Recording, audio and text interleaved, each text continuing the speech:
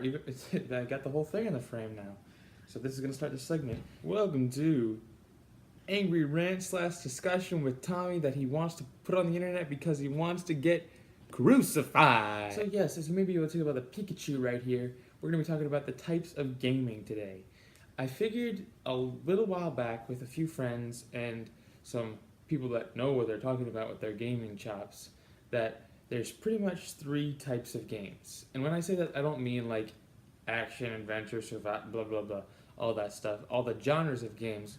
I mean ways that games are marketed. When you really think about it, like I said, there's 3 types of games. Games like Pokemon, for example. I know, so realistic. That make you buy their game because the story and gameplay itself is very appealing because you are going to get immersed in that experience and you're going to enjoy playing it.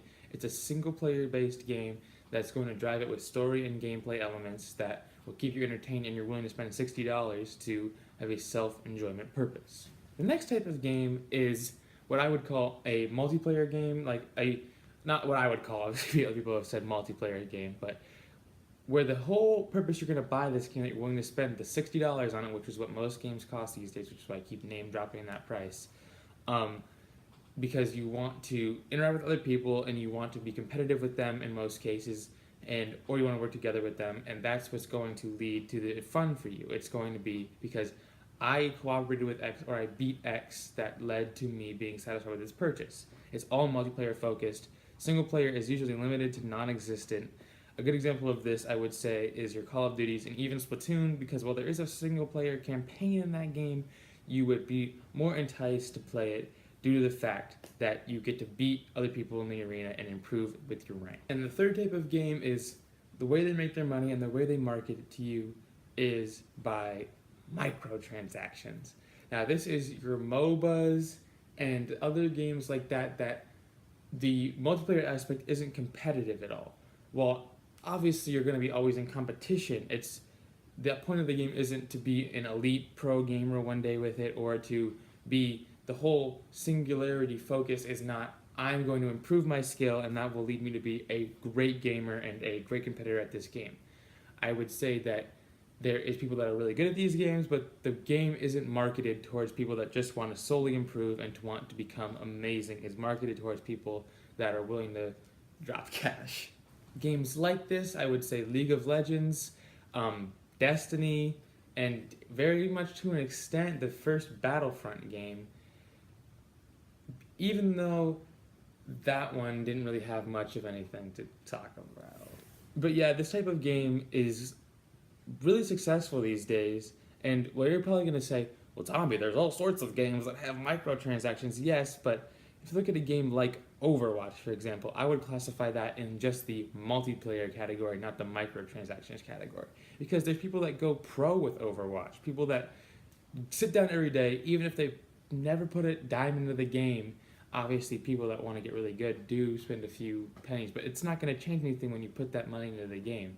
They just sit down and grind in multiplayer matches with their team or just a few friends to get better at the game. That's what makes a game like Overwatch different from a game like Destiny, because in Destiny, if you put in that money, it's going to make your gear inherently better than the other players, leading to more fun for you and a higher win rate.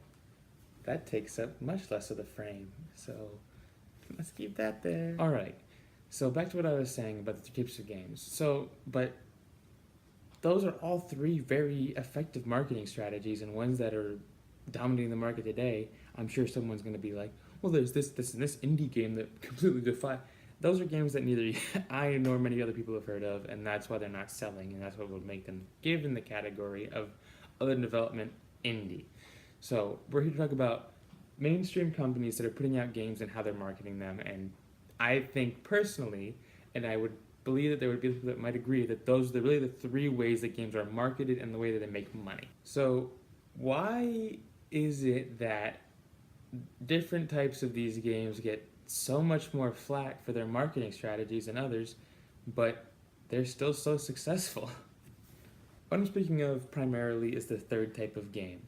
The third type of game that is, our whole business model is to get you to buy things that don't cost much as a full game, but will make you better or give you a more complete game, even though we already marketed you a game at full sale price. And this is generally disliked by many gamers because they think, if I've already paid my $60, why should I have to put more money into my game to get better? But yet these games do outrageously well. League of Legends, you can spend no money on that game, but you're never going to go pro. But that's what you have to do if you want to get good. And you're going to come at me with, I'm ranked, whatever, and I've never spent. But you're not going to be on a pro team without spending thousands of dollars on League of Legends. Because that's where their game is marketed. They want you to buy skins and to buy characters and to get a pro account and all this stuff. Because that's how they make their money, because the game is free to play. And I don't think there's anything inherently wrong with this.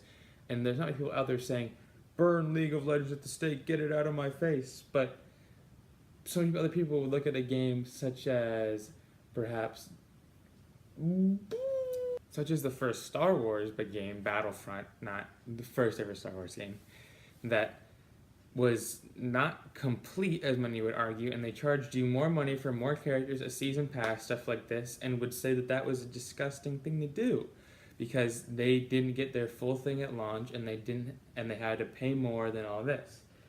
Now, I realize there's a few holes in my stories.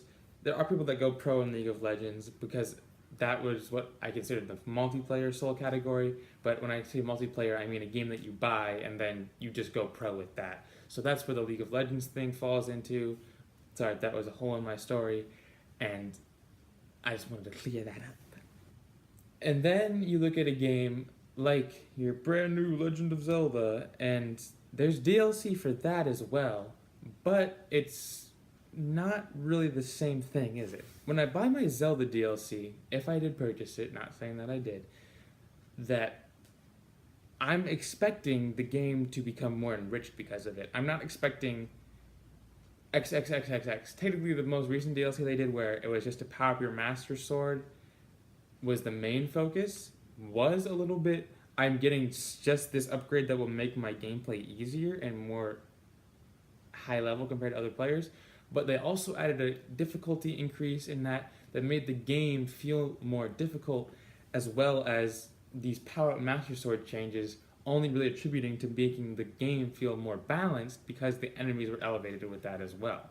They also added a few different enemy types and other minor armor and suit changes that, while they were specific DLC equipments, they didn't really make the gameplay unbalanced because they added difficulties that would not have come without the DLC. So they really balanced out the game with the difficulty increase as well as the armor buffs that led to a perfectly meshing game.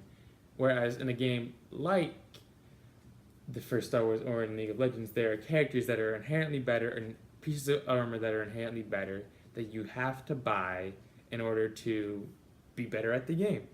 Because there's not a difficulty increase from the free version to when I pay. So if I keep my difficulty here and I allow my consumers to buy as much as I want, then they become up here and my difficulty stays there.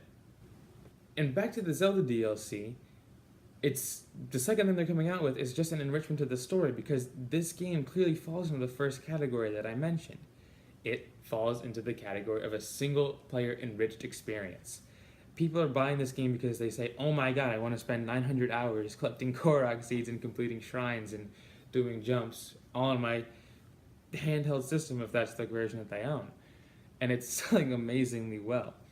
So that's why they thought it would be a wise idea for their DLC to first of all add a combined growth structure as well as the second DLC pack, which you can all get for $20, which in my opinion is fairly reasonable. You get more story, which is what everyone wants. No one's out there saying, obviously people were out there saying we want a stronger Master Sword, but no one was petitioning at the streets like, more Master Sword, more Master Sword. They were saying, we want to know what happens after we kill Ganon, and that's something that I think was highly missing in other Zelda games. That's why they thought it would be a smart idea, which is why their game is selling this way.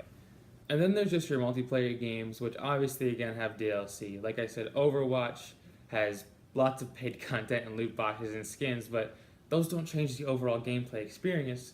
That's making it a solely skill and multiplayer based game where even if I buy all of this, the difficulty, even though it's not artificial difficulty, it's other players' difficulty, if we both buy the same amount of things or we both buy nothing, we're still at this fair peak.